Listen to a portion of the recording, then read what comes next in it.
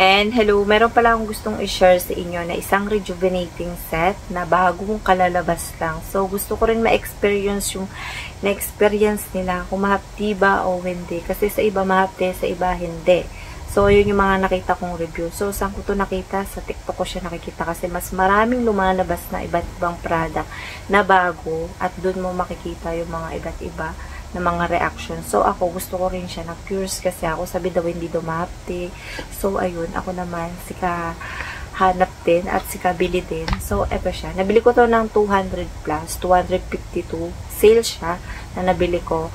Tapos, ang ano kasi nito ay 300 plus talaga. So, hanap-hanap lang din kayo kung saan kayo makakatipid. So, ayan siya. Eto siya. So, marami na ako naging na-try na rejuvenating set at iba-iba rin naging reaction sa akin. So, ipapakita ko siya kung ano yung laman nito at kung paano siya gamitin. So, kung ano nga ba yung reaction ko dito sa rejuve nito. So, ito yung face ko. Walang nakalagay ng kahit anong nakalagay dyan. Wala akong pimples or what. Pero may mga hyperpigmentation, sunspot, ayan siya. Hindi pa rin nawawala yan, pero bumabalik, nawawala, nagla-light pa rin. So, sa mga ibang video ko, nawawala siya, pero bumabalik kasi nga nagpapainit ako. So, pagka gumagamit nito ay hindi nagpapainit talaga sa lahat ng rejuve. Di bawal siyang magpainit. Magpainit man, lumabas man, mag-sunscreen, pero wag yung sobrang init. So, dito muna tayo. Beauty White Rejuve Set instantly and intensely. Ayan, exfoliate, renew, and firm skin. So, ayan. Dito sa likod ay plastic lang to. Hindi siya nagkakalayo na ano, sa iba. Ito kasi may pabag siya. Ang cute na siya. Tapos, iba yung pagbukas niya dito. So, kung iipitin mo siya, parang pagkakapares din sa iba. Na plastic din na naman. So, maganda yung kulay niya dahil may pagkakahawig sa mga ibang mga ano niya, ibang mga kasama din sa mga ibang product nila. So, ito is isang pinakabago sa kanila. So, ayan. So, ito, ipapakita ko kung paano siya gamitin. Ito kasi ay day and night. Ayan siya kung paano siya gamitin. Ayan. Eh, nakalagay naman dito, ay, wala siya expiration na sa item. Sa loob. Ito, meron siyang sabon. Ayan siya. Na 135 grams. So, ayan. And, hindi ko pa siya nagagamit. Iba yung nagamit. Pero nagilamas na ako. Ipapakita ko sa inyo kung paano siya gawin. Tapos, meron siyang toner. Punong-puno yung laman nito, sinilip ko. As in, punong-puno. Hindi ko pa siya nagagamit. So, ano to? 60 ml.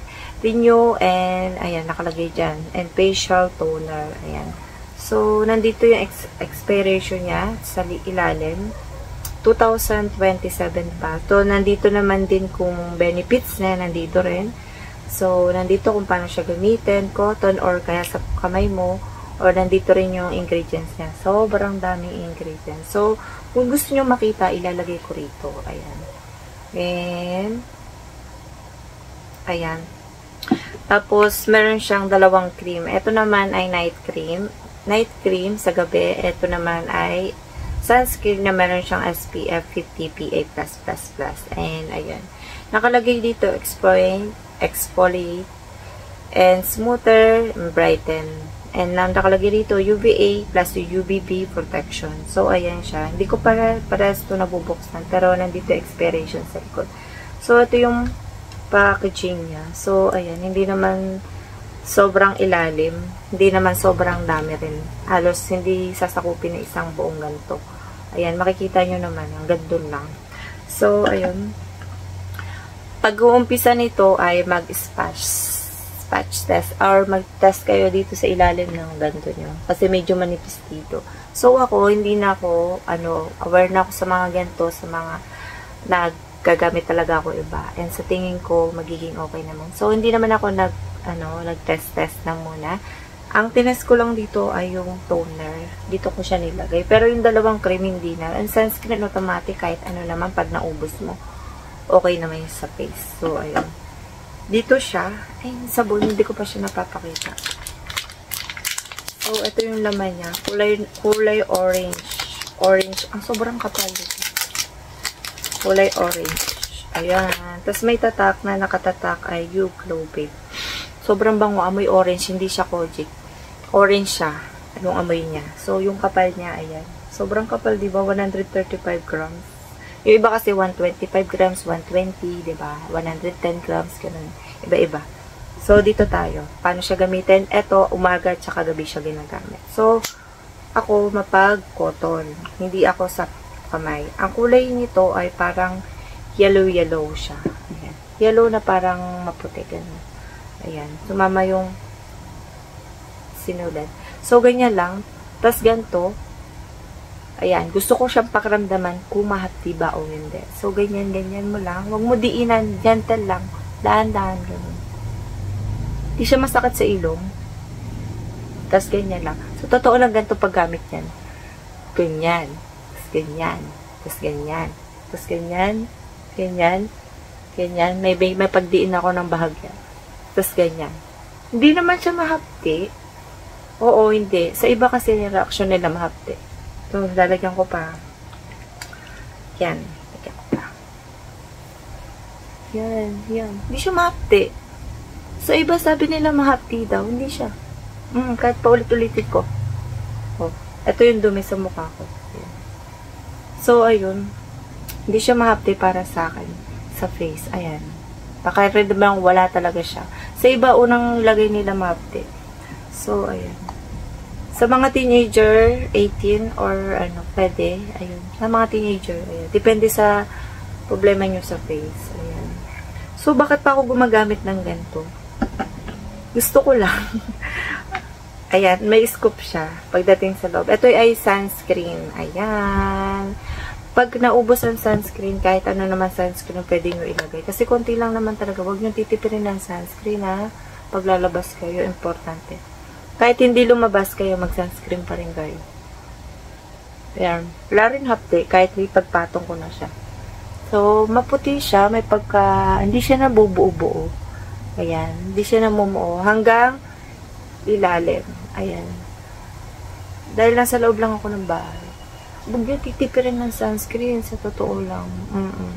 Pag lalabas kayo at mainit. Bawal kayo magpapainit ng sobra pag gumagamit ng Retube. So, ayan. May scoop siya. Hindi ko na scoop. Hindi ako mapag-scoop. So, ipapakita ko yung laman ng cream. Mamaya ko gagamitin gabi. So, maganda na daw yung face ko. Bakit pa ako nagtatry ng iba-iba, kung ano-ano daw ginagawa. Kaya nga po kasi ako nagre-review. So, ito, kulay yellow siya. Pero alam ko, sure ko to, pag ito nainitan, magkukulay brown to. Or kaya sobrang tagal na ng item, tas nainitan, magkukulay brown siya. So, yung amoy niya, wala naman ako. Hindi ko pa to natatas. Itatas ko na para kinabukasan o kaya mamaya. Ayan, kung may magra-react man dyan sa ilalim ng ano ko, hindi ko na siya tutuloy. Hindi ko pa siya na, na-test. Importante, nagtatest mo na bago muna. Lalo na sa mga new. Sa beginner. Ayan. So, ayan. Hindi naman naglalagkit or kaya ano. Hindi talaga siya mahapte. Ewan ko bakit sa iba mahapte. So, ganun lang yung paggamit. Ayan. Eto, tuturuan ko yung sa face. Bula lang, hindi nyo kailangan ganito eh. Nasisira yung barrier ng skin nyo. Magkakaroon ng reaction, pula-pula, ganun. Sabihin nyo, ba't ganito? Isiin yung product. So, ganito lang, bula lang. Tapos sunod to, ito umaga tsaka gabi. Tapos ito ay umaga lang, tapos ito gabi. So, ganun lang naman. Ay, routine-routine nyo lang naman.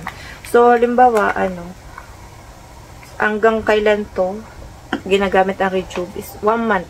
Tapos, next is maintenance, kahit anong maintenance set. Depende sa inyo. Wala pa yata silang maintenance set na lalabas na ganito.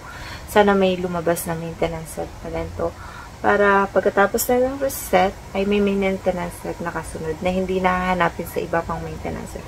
Kung ayaw nyo naman na maintenance set, pwede naman din kayo gumamit after nito na moisturizing or kaya sunscreen, ganun lang. So, sa mga baby face pa, at sa mga ganito, hindi nyo muna kailangan gumamit. Lalo na pag wala naman kayong problema sa face. Or kaya curious kayo, tapos nasira yung face nyo, diba, seeing yung product nyo. So, sa mga age naman sa pataas, sa tingin ko, sa mga ganito ay, depende na lang sa 50 or 55. Hindi na siguro kailangan maganito. Hanap nyo na lang yung ibang product. Katulad ng retinol, gano'n, moisturizing, or shooting gel. Pero kung pwede pa sa face nyo, pwede pa rin naman. Ayan, depende na lang sa, para sa akin yun lang. Ewan ko. Pero may naririnig-rinig rin ako sa So, ayun, hindi siya mahapde. Tingnan natin sa final na to kung ano yung magiging reaction nito. Baka magka-pimples ako, tas nasira yung face ko, di ba? Ganyan. So, ayun lang yung masasabi ko and see you next vlog. Bye!